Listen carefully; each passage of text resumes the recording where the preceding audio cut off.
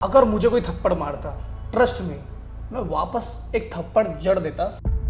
अगर आप थप्पड़ खा के बैठ गए ना तो आप फिर हो बड़े वाले। आप में ज़्यादा ही दम है और बहुत पावर है, तो आप बाहर आके लोगों से डील करें। लोग मुझे मैसेज में जाके बोल रहे हैं सचिन ये बहुत बड़ा एलिगेशन है, पुलिस कंप्लेंट वाला। मतलब मैं बताऊँ वही बोलना चाह रहा हूँ कि लोगों को नहीं पता होता है ना तो नहीं बोलना चाहिए इतना। कोई दोस्त नहीं होता। एंड ऑफ द डे आपकी गेम इंडिविजुअल होती है और मुझे वो खेलने में बड़ा मजा आता है। Jashwant, I think is not that important, let's move on. मेरी मम्मी ने कोर्ट रूम देखा, फिर मम्मी फोन करके बोलती बेटा इतनी अच्छी एक्टिंग तो तू नहीं करता।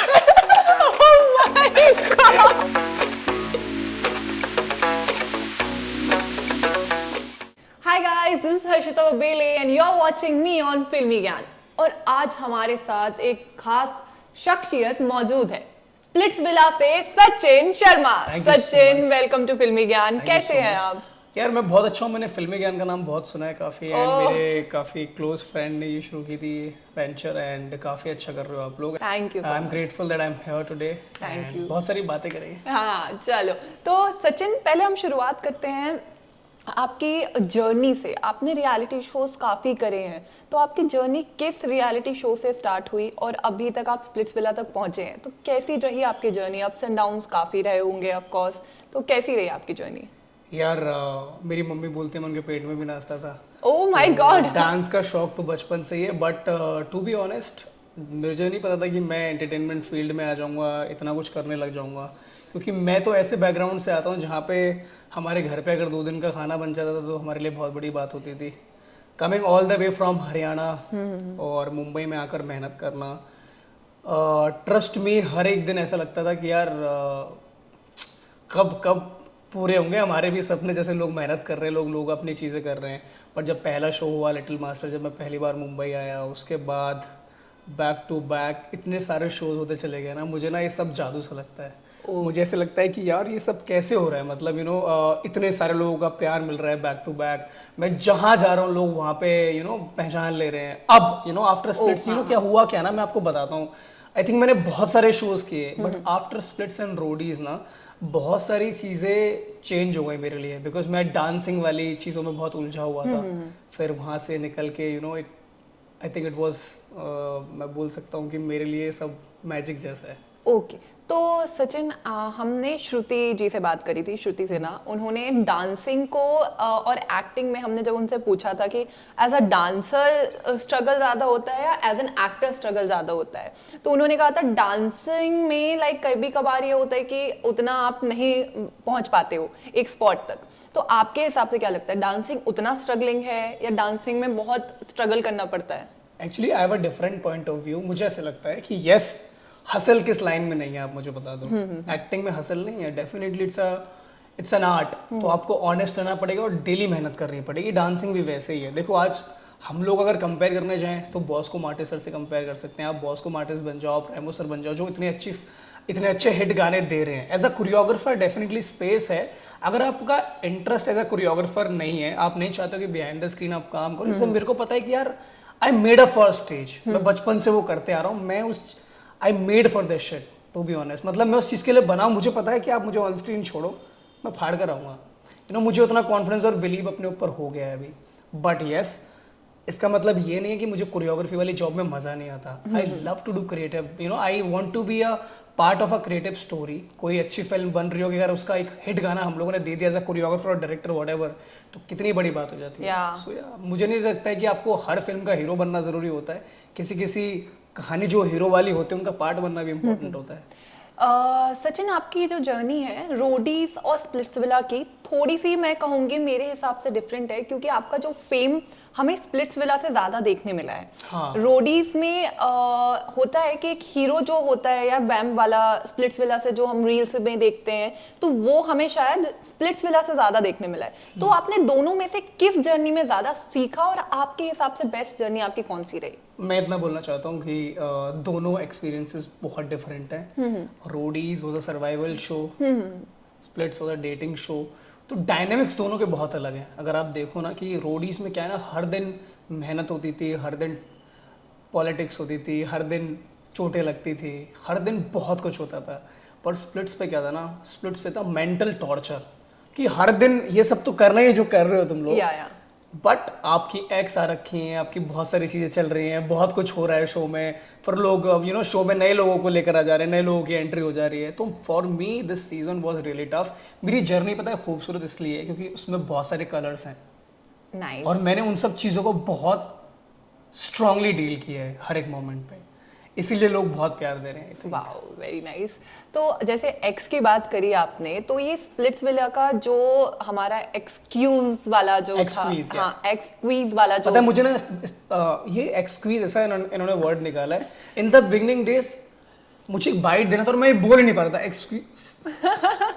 एक्सक्वीज मतलब वो पूरा एक टाइम लेता है। हाँ, तो मेरे साथ भी ये प्रॉब्लम तो क्या आपको पता था कि यहाँ पे आपके एक्स वगैरह आने वाले हैं? ये कॉन्सेप्ट आपको ऑलरेडी बता दिया था या it was already a surprise? नादान परिंदे थे और जो उड़ रहे थे, मतलब कि हमको जाना है डेटिंग शो पे और मजा आने वाला है।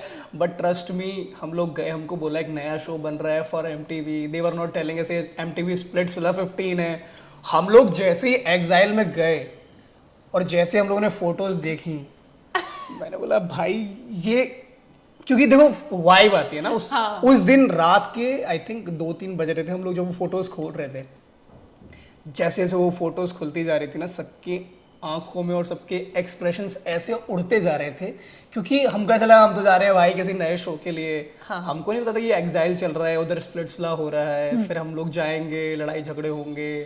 तो I think hats off to the makers जिन्होंने ये सीजन बनाया। हम लोग, पता है मैं हमेशा एक बात बोलना चाहता हूँ कि हम लोग तो खुद को अप्रिशिएट करते रहते हैं, लोग हमको अप्रिशिएट करते रहते हैं, बट जो लोग बना रहे होते हैं, जो 250 लोगों की टीम काम करती है, I really want to appreciate them क्योंकि उन्होंने इतना दिमाग लगाया, उन्होंने इतनी पॉलिटिक्स करवाई, हम लोगों से इतनी सारी चीज़ें करवाई, तब जाके सीजन इतना हिट हुआ। हम लोगों ने तो अपना दिया ही है 100%, but trust me, thanks to MTV and Jio cinema और कोलोसियम की पूरी टीम जिन्होंने जो पार्ट रही है इस शो का मेजर लिया। कभी कभार ये स्क्रिप्टेड वाला जो टर्म आ जाता है कि स्प्लिट्सविला स्क्रिप्टेड है। एक फनी स्टोरी बताऊं तो हुआ क्या, जब शो खत्म करके आया, मुझे पता कि इतना कुछ हो गया है शो पे, आई कॉल्ड माय मॉम। मैंने बोला मम्मी सुनो, ये सब शो में ना एक्टिंग होती है, तो आप दिल पे मत लेना, वो थोड़ा एक्टिंग के लिए थोड़ा बहुत रोना होना पड़ता है। मेरी मम्मी ने कोर्ट रूम देखा, मेरी मम्मी फोन करके बोलती बेटा इतनी अच्छी एक्टिंग तो तू नहीं करता। ट्रस्ट मी, मैं मेरे पेरेंट्स को मैनिपुलेट कर रहा हूँ, इतना कुछ पर्सनल बाहर आ गया है एंड आई डोंट नो मेरी फैमिली कैसे रिएक्ट करेगी क्योंकि मैं कभी उस सिचुएशन में रहा ना नहीं रहा हूँ और मैं घर में सबसे लाडला हूँ। तो ऐसा होता है ना कि यार इसके साथ, और जैसे मेरी मम्मी ने रोते हुए देखा ना, तो मेरी मम्मी, सच बताओ सॉरी गाइस, बट मेरी मम्मी ने सारे शो वालों को गाली दी, मतलब लिटरली फोन पे आई कैन नहीं, पेरेंट्स का है। अब आप कोर्ट रूम की बात करते हैं। कोर्ट रूम में बहुत सारे कन्फेशन बाहर आए थे और आई थिंक आकृति की तरफ से ज्यादा चीजें बाहर आई थी और आप शांत थे, दुबई वाली बात भी आई थी। तो आप उस समय आपने कुछ रिएक्ट क्यों नहीं किया? क्योंकि आपकी स्टोरी फिर लास्ट में जब वो टर्न ऑन हुआ और फिर सबको, जब आपके फैंस वेट कर रहे थे कि आपका रिस्पॉन्स उतनी स्ट्रांगली आए, और उस टाइम आपने क्यों नहीं कोई रिस्पॉन्स दिया? आप पता है क्या करते हो, कभी कभी कीचड़ में पत्थर डाल देते हो और वो कीचड़ आपके ऊपर भी आगे गिरती है। सो क्या होता है कि ये सब चीज़ सबके लिए गलत है ना। अगर अब मैं मारूंगा पत्थर वहाँ पे तो सबके ऊपर उड़ेगी कीचड़, तो कोई भी बचेगा नहीं उस चीज़ से। तो पॉइंट ये है कि जब कोई सिचुएशन को आप कंट्रोल कर सकते हो, उसको आपको वर्स्ट नहीं बनाना है। तो मैं भी 100 चीज़ें बोलता, फिर 10 चीज़ें वहाँ से निकल के आती, फिर वो हमारी पर्सनल लाइफ और बाहर एग्जैजरेट होती। तो एज अ मैन मुझे लगा कि उसकी इज्जत नहीं ख़राब हो या फिर मेरी चीज़ों पे थोड़ी ऊपर चीज़ें ना हो और लोग जज ना करें। पता है क्या होता है ना, ये जजमेंट सेट हो जाती है, लोगों के माइंड में नैरेटिव सेट हो जाते हैं, चाहे वो गलत है सही है नहीं फ़र्क पड़ता है। तो मैं नहीं चाहता था उस दिन कि मैं कोई भी चीज़ ऐसी बोलूँ जो उसको डिसरिस्पेक्ट करे एज अ मैन, क्योंकि मैं एक टाइम पे तो उसके साथ रहा ही हूँ ना यार। So as a man I don't want to disrespect her, और मैं नहीं चाहता था कि इतना पर्सनल सब बाहर जाए because my family is watching the show. So yeah it was very serious. 2.5 से 3 घंटे हम लोग का कोर्ट रूम चला था। आई स्टिल रिमेंबर, मैं जैसे कोर्ट रूम खत्म करके बाहर निकला था ना, मैं दिमाग से प्रोसेस नहीं कर पा रहा था कुछ भी। आई वॉज एग्जॉस्टेड, मतलब मुझे ऐसा लग रहा था कि खत्म हो, मेरे लिए फिनाले हो गया आज। हाँ, उस दिन लाइक आपकी तरफ से और जो इंटेंसिटी से वो टास्क हुआ था कोर्ट रूम वाला, हमें देखने में, आप लोग तो वहाँ पे बैठ के अच्छा मैं एक बात बताऊँ, you know what happened in the beginning, जब मैं गया ना, मैं एक मुस्कुराहट लेकर गया था कि यार चलो ठीक है, जो भी गिले शिकवे लाइफ में होते हैं एंड सबको एक मूव फॉरवर्ड करना चाहिए। मगर चलो आज ख़त्म करके, अगर जो भी मेरे को लगता है ना कि मेरी साइड से कोई भी ऐसी चीज़ें जो उसको बुरा लगा हुआ है इन लाइफ, तो मैं सॉरी बोलूँगा और ख़त्म करेंगे इतना स्वीटली। बट मुझे नहीं पता था कि सबके पॉइंट खुलते चले जाएंगे, फिर दिग्विजय ने एक पॉइंट बोल दिया, फिर किसी ने एक पॉइंट बोल दिया, फिर वो चीज़ें ना मुझे भी लगी कि यार ये तो मुझे भी नहीं पता है ये सब चीज़ें। तो हाँ, it was surprising for me. जो दिग्विजय ने कोर्ट रूम में कुछ कन्फेशन बताए थे आकृति के बारे में, वो आपके लिए कैसा लगा था? कि क्या आपने उस टाइम पे बिलीव किया था कि हाँ शायद आकृति ने ये किया हो, फ्लर्टिंग वाली चीज बिलीव, तुमको पता है बिलीव नहीं किया था मैंने, आपको मैं बता रहा हूँ, मैंने बिलीव नहीं किया था। इनफैक्ट मैंने दिग्विजय को बोला था ब्रो अब ये बहुत एग्जैजरेट हो रहा है, खत्म करते हैं, ठीक है, नहीं तो बहुत गलत सब पोर्ट्रे हो रही है चीजें, और मैं नहीं चाहता कि और कोई और उसको कुछ बोले। एक पॉइंट देखा होगा जहाँ पे वो रो रही है और मैं उठकर जाता हूँ, हाँ, फिर जशवंत उसके बाद आता है, हाँ, ठीक है, क्योंकि मैं जेन्युइनली नहीं चाहता था यार कोई भी चीजें खराब हो इसके लिए, मतलब इन जनरल आप आकृति से प्यार करते हैं? अरे यार नहीं। स्टिल तो क्या फीलिंग है आपको आकृति नहीं के देखो, लिए? ऑनेस्टली स्पीकिंग मैंने हमेशा बोला है कि मैं कभी चीज़ों को गलत नोट पे ख़त्म नहीं करता। उन्होंने लास्ट इंटरव्यू में इतना कुछ बोला कि पुलिस कंप्लेंट हो गई थी, ये हो गया था, वो हो गया था, तो मैंने पता है आर्टिकल्स निकल गए, इतनी सारी चीज़ें निकल गई, लोगों ने इतना कुछ बोल दिया, लोग मुझे मैसेज में जाके बोल रहे हैं सचिन ये बहुत बड़ा एलिगेशन है पुलिस कंप्लेंट वाला। मतलब मैं बताऊँ वही बोलना चाह रहा हूँ कि लोगों को नहीं पता होता है ना तो नहीं बोलना चाहिए इतना। उसके बावजूद भी मैं चाहता तो बहुत कुछ एक्शन ले सकता था उस चीज़ के पीछे, बट मुझे ना इस चीज़ से दूर रहना है अभी, क्योंकि मैं ना यहाँ पे ये सब करने के लिए नहीं आया था। मैं यहाँ पे एक आर्ट के लिए आया था जिसके पीछे मैं बहुत सीरियस हूँ पिछले 10-12 साल से, और उसी में लेगेसी बनानी है। ये जो 2-4 दिन के बर्तन बजते रहते हैं ना, सब खत्म हो जाएंगे एक दिन। आपकी लेगेसी आपके आर्ट से और आपके नाम से पहचानी जाएगी। सो मैं वो करने आया था यहाँ पे। So I want to stay away from this. Sachin, जो आप स्प्लिट्स विला में आए होंगे और आपको पता चला कि आकृति का एक बॉन्ड जशवंत से बना है, तो क्या फीलिंग थी उस टाइम पे? आर यू जेलस या कुछ ऐसी फीलिंग आपको अंदर से आ रही थी? यार I was not jealous but पता क्या होता है कि मैं वो एक्सपेक्ट नहीं कर रहा था, टू बी ऑनेस्ट। ओके, मतलब होता है क्या होता है कि देखो कोई भी इंसान हो, हम सारे लोगों के अंदर एक मोनोटोनस फीलिंग होती है, ठीक है। तो हो क्या रहा था मेरे साथ कि मैं कोशिश कर रहा था कि मैं इग्नोर करूं, पर मैं कर नहीं पा रहा था किसी भी मोमेंट पे। कि आप ट्राई कर रहे हो, you are trying hard to pretend that कि तुमको फर्क नहीं पड़ रहा है उस चीज़ से, पर तुमको फर्क पड़ रहा है उस चीज़ से। Can you imagine, like I mean it was tough. Okay, I think that's more than enough okay. To explain. Roadie से भी कुछ फ्रेंड्स आपके स्प्लिट्स विला में आए थे, दिग्विजय, नायरा, तो आपका उनसे फ्रेंडशिप लाइक ब्रोमेंस टाइप का जो हम देखना चाह रहे थे दिग्विजय के साथ, वो हमें उतना देखने नहीं मिला। क्या कुछ ऐसा था जो नहीं वहां पे पोर्ट्रे हो पाया, या आप अपना अपना गेम्स खेल रहे थे? यार देखो, आई थिंक मैं अगर शो में गया था, मैंने डे 1 पे बोला था I am here for my self, क्योंकि मैं बहुत कुछ सेक्रीफाइस करके यहाँ पर आया हूँ, इतना काम छोड़कर इतनी सारी चीज़ों को लात मार कर मैं यहाँ तक पहुँचा हूँ। तो मैं नहीं चाहता मैं किसी भी तरीके से, बिकॉज क्या होता है ना, गेम में इतनी चीज़ें इंटेंस होती हैं कि आप किसी के बारे में नहीं सोचते हो।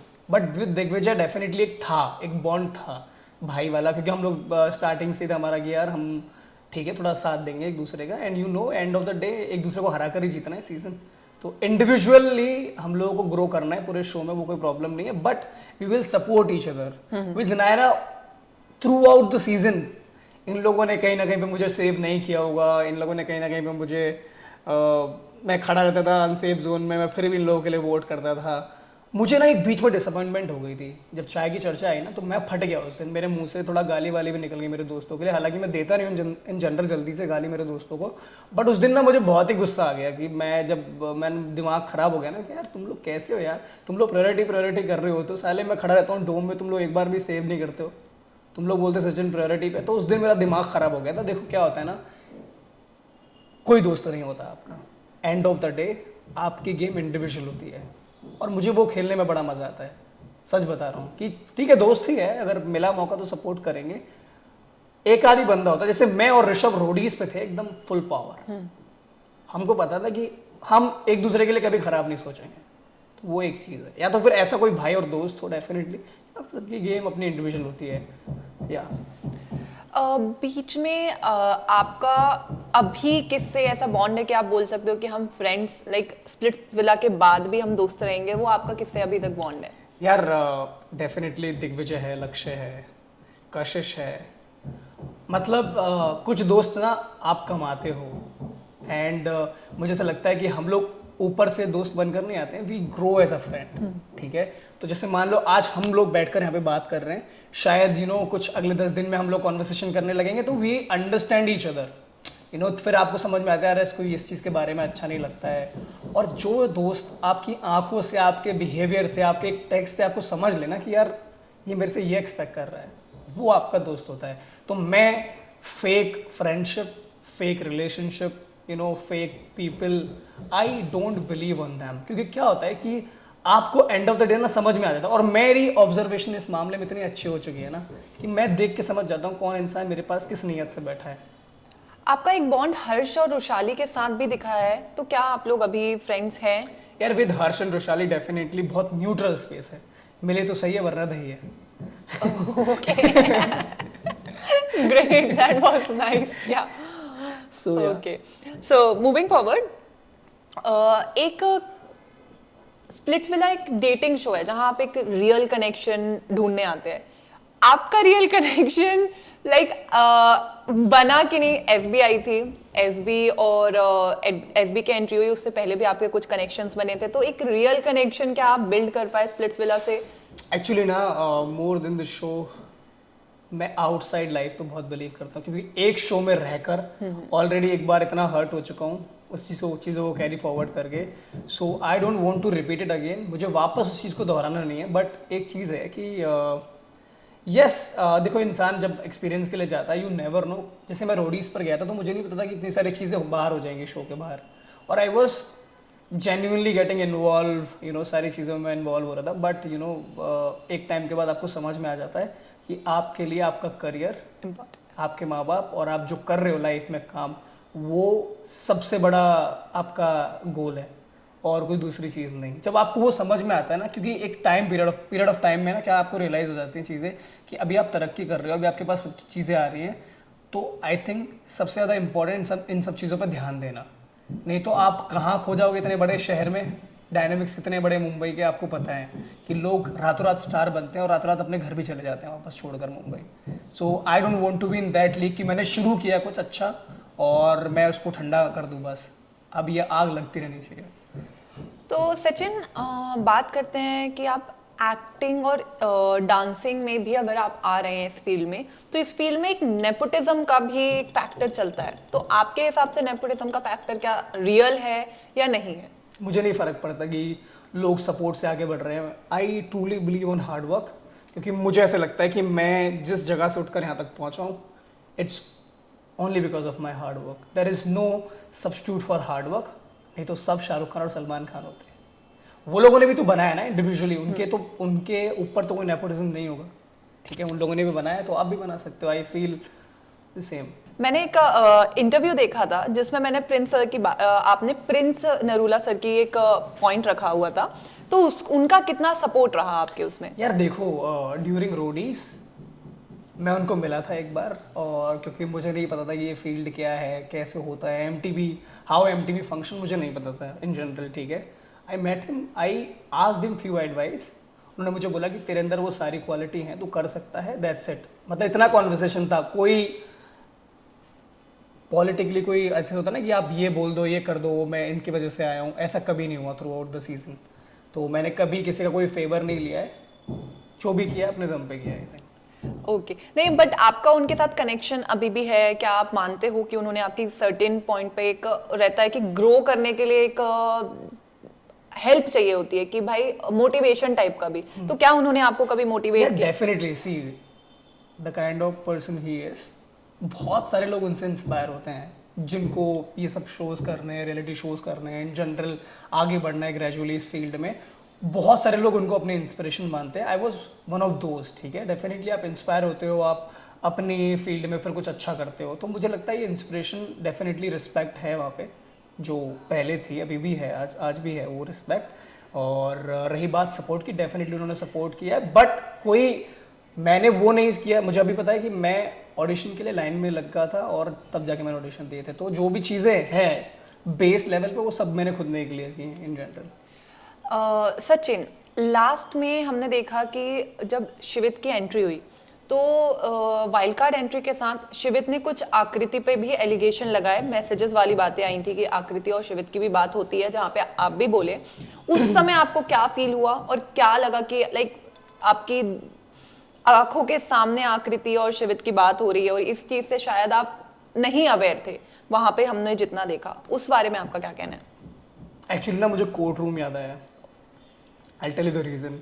आई रिमेंबर दैट डे जब सारे विला वाले मेरे अगेंस्ट थे और मैंने ना उस दिन ठान लिया था कि मुझे पता है कि एक दिन आएगा। इंट्यूशन थे, हाँ, बस मेरी कोई नेगेटिव एनर्जी नहीं थी कि सब लोग पता नहीं क्यों इसके अगेंस्ट दिख रहे हैं मुझे, क्योंकि सब लोग सारे फेक फ्रेंड्स थे। सब लोग बस कंटिन्यू कर रहे थे क्योंकि वो लोग पहले मिल चुके थे। बट जिस दिन ये सब हुआ उस दिन मैंने शिवेत को बोला, अगर तू उस दिन ये सब चीज़ें बोलता ना तो शायद पानी में मैं नहीं जाता उस दिन, क्योंकि तू अगर गिल्ट की बात कर रहे थे, लोग पास्ट की बात कर रहे थे। So it was also part of that. अगर तू पहले बोल देता है सब सारी चीज़ें तो शायद मेरे लिए ये चीज़ें बेटर हो जाती हैं। लोग बहुत मिसअंडरस्टूड कर गए उस टाइम पे। और कोर्ट रूम के टाइम पे मुझे अभी भी याद है कि मुझे ऐसा लग रहा था कि यार मेरे लिए बहुत डार्क डे होने वाला है। बट सब लोगों ने जो मुझे प्यार दिया उस दिन, बिकॉज जो मेरा मतलब मैं तो बहुत ऐसे था ना, नेचुरल जोन में था कि ठीक है सॉर्ट आउट कर लेंगे, बट मुझे नहीं पता था कि इतना एग्जैजरेट हो जाएगा, इतनी चीज़ें हो जाएंगी।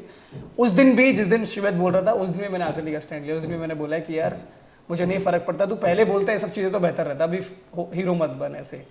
तो क्या आपको ये लगता है कि ये पर्सनल ग्रजेस निकाले गए हैं शिवित की तरफ से क्योंकि आकृति ने उसे बाहर निकाला था, या ये ट्रू था? बोलते हैं ना कन्वीनियंस के हिसाब से बोल देना चीज़ें कई बार। सच तो है, एवरीबडी नोज इट, सच तो है, कहीं ना कहीं पे मुझे भी चीज़ें पता है, ठीक है। बट उस टाइम पे क्यों नहीं बोला, अभी क्यों बोलना है ऐसा? ओके। अभी रिसेंटली कुछ इंटरव्यूज में ये भी निकल के आया है कि शो बायस्ड है वाला टैग भी शो को लगा है, तो क्या आपको लगता है कि शो बायस्ड है? जिस दिन मेरा एलिमिनेशन हुआ था ना, आई थिंक मुझे याद है कि मैं पागल हो गया था। लोग रो रहे थे, लोग क्या क्या चीज़ें भेज रहे थे, एंड नेपाल से, बाहर से, इंटरनेशनली सब लोग लिटरली रो रहे हैं और मुझे वीडियोस भेज रहे हैं। उस दिन मुझे ऐसा लगा कि यार ये एलिमिनेशन नहीं है तो सुप्रीमेसी टाइप दिख रहा है, जिस हिसाब से लोग इतना प्यार दे रहे हैं और लिटरली लोग रोए हैं उस दिन। सो मुझे लगता है कि जो भी हो जनता डिसाइड करती है ना एंड ऑफ द डे। अगर जनता बोल रही है सच हो सकता है। अगर आपको एक मौका मिले किसी भी कंटेस्टेंट के एक दिन के लिए एक लाइफ एक्सचेंज करने की कि आप उसकी लाइफ जियोगे एक दिन के लिए, तो वो कौन रहेगा? एक contestant. I think no one. No one? I am enough यार। ओके, चलिए तो हमारे पास हाँ लास्ट क्वेश्चन है, फिर उसके बाद हमारे पास फन सेगमेंट्स है कुछ सारे। Let's go. हाँ, तो आपका स्प्लिट्स विला के बाद आपको क्या फेम मिला? अब आपके अपकमिंग प्रोजेक्ट्स क्या हैं? आप किस पे वर्क करना चाहेंगे? ओके, बहुत टाइम से मैं डांस वाली जर्नी से बहुत दूर रहा हूँ ड्यूरिंग ये 3-4 महीने जब तक गुजरे हैं। बट मैं चाहता हूँ, I recently got a text from legend Bohemia, वो एंड उन्होंने मैसेज किया था कि लेट्स वर्क ऑन समथिंग। मैं बता रहा हूँ मेरी फीलिंग्स क्या थी। मैं वो मैसेज बहुत सारे लोगों को दिखाना चाहता था, बट मैंने बोला नहीं सचिन, होने देते हैं पहले इस चीज़ को। और जो लॉन्ग कन्वर्सेशन हुई है उसके बाद I was shivering through out. मैं उनको मैसेज लिख रहा हूँ और समझ में नहीं आ रहा है क्या लिखूँ, क्या बात करूँ, कैसे शुरू करूँ, क्योंकि मैं जब 13 साल का था ना तब से उनके गानों पे डांस करता था। बिकॉज मैं जैसे हिप हॉप से इतना प्यार है ना, hip hop is a way of living, it's a culture. तो मैं उस हुड और कल्चर से इतना जुड़ा हुआ था ना स्टार्टिंग से ही कि मैं उनका मैसेज मेरे लिए आना कि कुछ करते हैं काम, मतलब बहुत बड़ी बात थी वो। अगर वो होगा, ट्रस्ट मी, लोग ट्रेंड बना रहे हैं, मैं लेगेसी बना दूंगा। वो आपका as an actor role model कौन है और as an dancer role model कौन है? बहुत टफ क्वेश्चन है ये। एज एन एक्टर एक्चुअली पता है क्या है कि मेरा थोड़ा सा ना इस चीज़ को लेके थॉट थोड़ा डिफरेंट है। मैं काम को देख के जज करता हूँ, जैसे बहुत सारे लोग आजकल वेब सीरीज में जो लोग काम कर रहे हैं यंग एक्टर्स, बट जनरली मैं अगर बोलूँ, मैं पंकज त्रिपाठी सर को बहुत एडमायर करता हूँ। The way he performed in every scene, वो मेरे लिए एक पंच होता है। वाह यार क्या ब्यूटीफुली परफॉर्म किया है। And then Manoj Bajpayee sir हो गए, और और बहुत सारे एक्टर्स हैं मेरी लीग में, बट ये you know these two. As a dancer? As a dancer नहीं बोलूँगा, बट मैं एज अ परफॉर्मर बोलूँगा डेफिनेटली ऋतिक रोशन सर। क्योंकि क्या है ना कि we have seen him you know working on the songs during rehearsals. हमको ऐसे लगता है कि यार ये स्टेप तो ऐसा था यार, what the way he does it, वो कुछ अलग ही हो जाता है। It's magic. कई बार क्या होता है ना कि डांसर होता है, फिर परफॉर्मर होता है, फिर उसके टॉप पे ऋतिक रोशन सर होते हैं। यू नो कि एग्जीक्यूशन का एक जो होता है ना कि लास्ट स्टेज, वो वहाँ तक लेके जाते हैं उस स्टेप को। सो वो बेस्ट पार्ट है आई थिंक। चलिए, तो हमारा ये टॉक शो टाइप का कंप्लीट हो गया और हम जाने वाले एक फन सेगमेंट में गाइस। तो ये हैशटैग शो। मैं आपको कुछ कंटेस्टेंट के नाम बताऊंगी और आपको उनको एक हैशटैग देना है। चलो ओके। हैशटैग टू हर्ष।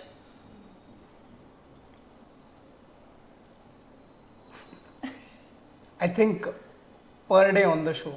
पर day on the show. Digvijay. If you know. Digvijay. हाँ जी। Pappu. Pappu. Jashwant.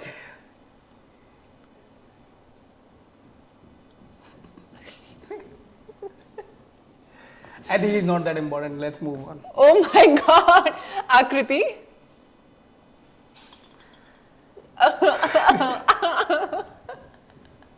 Strongest. Strong? Strongest. Strongest. Rushali. Intelligent. Naira.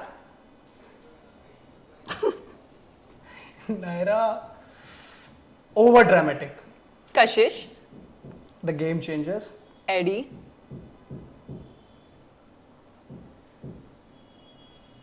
आपके Dumbest in the show, I feel. Shivit. Overconfident. Sunny ma'am.